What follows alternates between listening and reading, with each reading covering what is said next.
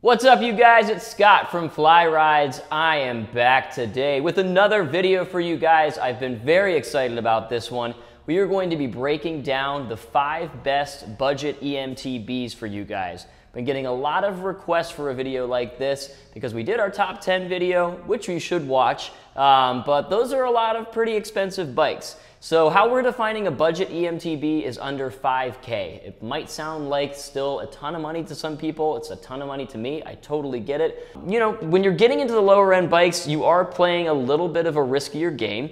It's not to say everything down there is like going to be total trash or anything like that, but the less you pay, the more likely it is that you're going to get something that maybe doesn't perform up to your standards. That doesn't mean you can't get a great bike for, $3K or something like that. But obviously, it's a lot easier to spend 12 grand to get something awesome than it is to spend 1,500 to get something awesome. There's no real cutoff. It really is just about what's right for you. But 5K we found is a point where you can still get some really high quality bikes, and there's still a pretty wide selection. So we're going to be breaking down some reasonable options for you guys that are going to be under 5K, and you could still actually do some serious riding with them. Let's take a look at what we've got for you guys. We'll meet back here. I'll be talking over the video and kind of tell you what we like about each one, breaking down the specs. Make sure you like and subscribe to our channel. Subscribe to the channel, like the video, and go watch some of our other videos because we got a ton of great content for you guys, okay? Anyway, enough of me talking. Let's break into what we got for you guys. Here we go.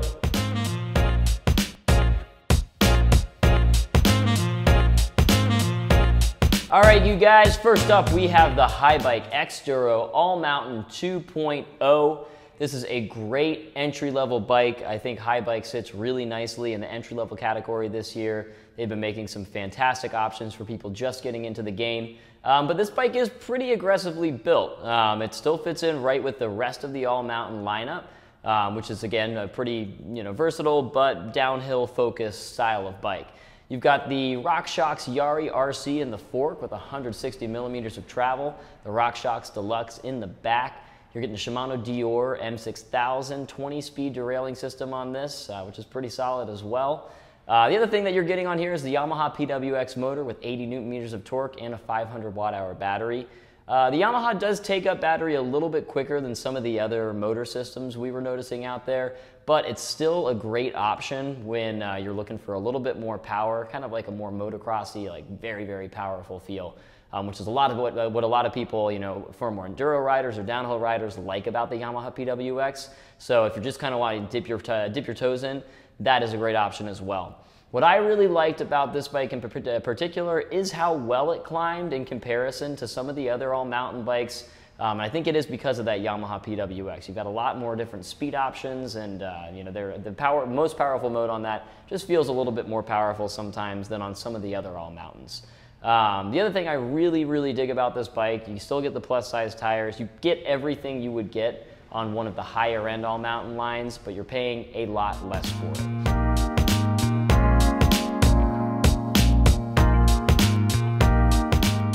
All right, you guys, next up we've got the Specialized Turbo Levo. This is the 2019 model, which means it's going to come with a Bros S, even though it's the entry level, which is, of course, a very solid motor. So you've got the Bros S, already pretty solid, a 500 watt-hour battery on this one. The nice thing about this guy is that you can also upgrade from there as well. So you can upgrade to the 700 watt-hour battery as well if you'd like.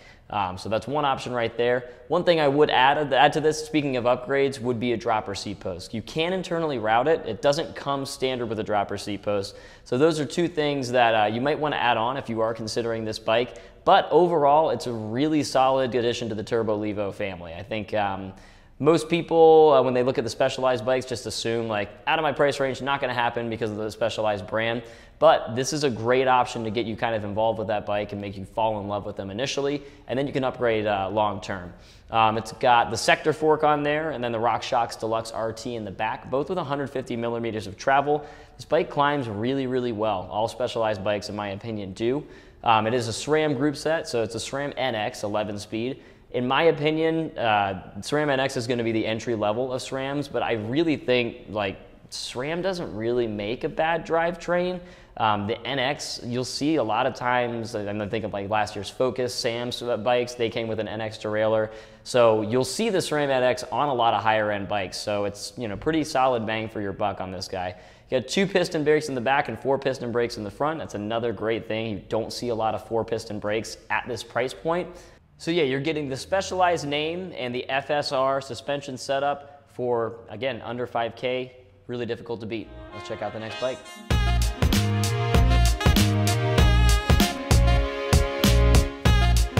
Next up, we've got the Highbike Estero Full 7 LT 3.0, another high bike for you guys. As I mentioned, Highbike is crushing the entry-level bikes, okay? So if you're looking for entry-level, Highbike is a nice place to start. But let's get into why I like this one in particular. So of course you get a full suspension setup on here. What I really like about this one is it's kind of like, it's a little bit more of like an old school eMTB. You've got the 2.35 inch tires. So if you come from like a traditional background where you're like not really about the plus size tires and all that, it's a nice place to start. Suntour components on this one, so it is a Suntour suspension setup. You're still getting the 150 millimeters of travel because of the fact that it's the LT line. But it's the high-end Suntour, so I kind of appreciate that from Highbikes. A lot of times when people put Suntour components on their bikes, it's the lower-end Suntour stuff. The Ion line from Suntour is actually pretty decent. I really enjoyed the ride on it. Didn't really have any sort of major complaints about it. If you set the suspension correctly to your weight, I think you're going to love the ride. You're also getting the Shimano Dior M6000s on this one, similar to the All Mountain 2.0. One difference is that this is going to be 10 speed instead of 20 speed. It depends on what you're looking for. A lot of people these days are switching over to the single chainring up front just because it keeps things a little more maintenance free. It's one less thing to worry about essentially. So if you prefer the 10 speed as opposed to a 20 speed, this is a nice place to look. You're also getting the Yamaha PWSE system on here, which is good for a couple reasons. First of all, you still get the 500 watt-hour battery from Yamaha, so not quite as powerful as like a PWX, but you're going to save a little bit of battery.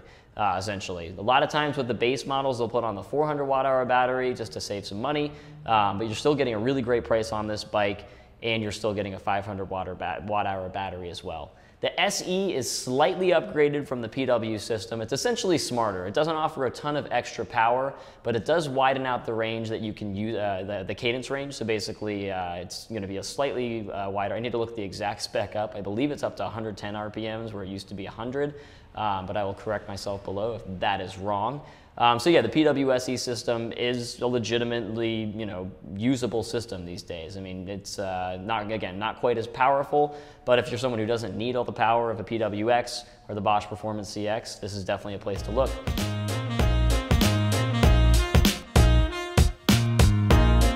All right, next up, we've got the Bulls 650 Evo AM1. I was quite frankly blown away by this bike. I guess part of it is I wasn't, you know, I was expecting kind of an entry-level experience, considering the price point and stuff like that, but it was a really solid build. It's aggressively built. It's a 74-degree head tube angle and a 67.5 seat tube angle, which is a nice start. You got 150 millimeters of travel, front and rear. The Bulls Litro fork on this is pretty nice. I was expecting something kind of akin to a Suntour or something like that. But I think it's slightly better. Like I think it does pretty well on these trails. They've been using it for a while now. It's the first time I've used it personally, but it does pretty well. It's got nice climbing capability and nice downhill.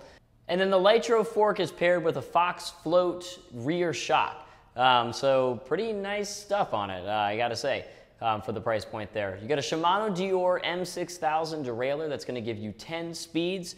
Plenty of climbing capability, solid gear ratio on that. What was really impressive to me, this bike was the downhill. So I did some pretty intense downhill with this, and it did really nicely. It was like really, really solid. I would say it performed as well as some of the, you know, higher end, maybe like $5,000 to $6,000 bikes that I've been on personally.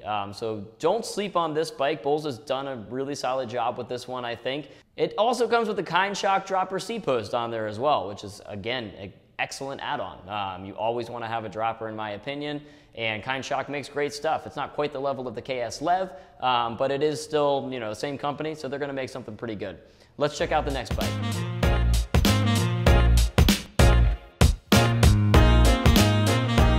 Highbike coming in strong with another bike on the top 5 budget eMTBs. This is going to be the upgrade from the Full 7 LT 3.0. This is the Full 7 LT 7.0. A couple of big differences on this bike. You're getting a Bosch motor instead of the Yamaha.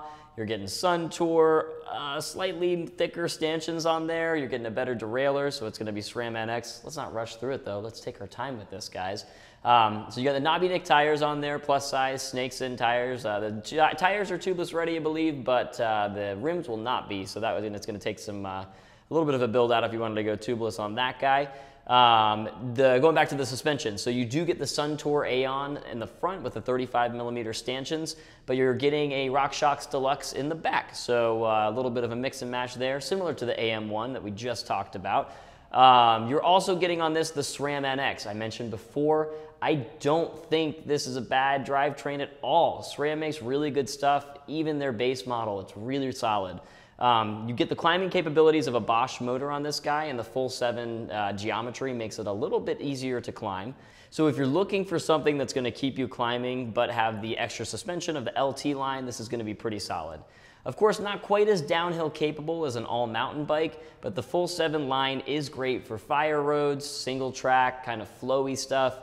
You do get a nice dropper on here. It's the XLC dropper, the remote dropper. The Bosch Performance CX on this does come with the 500 watt-hour battery.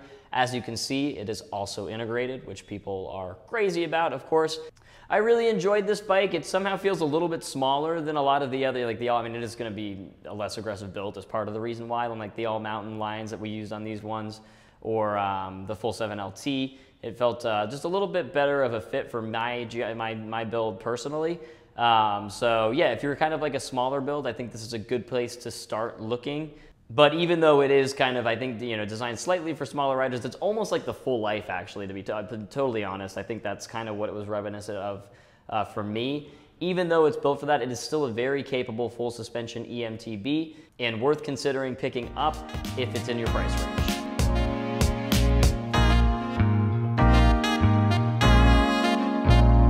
So those are the bikes that we think are going to be your best option if your price range is 5K or under.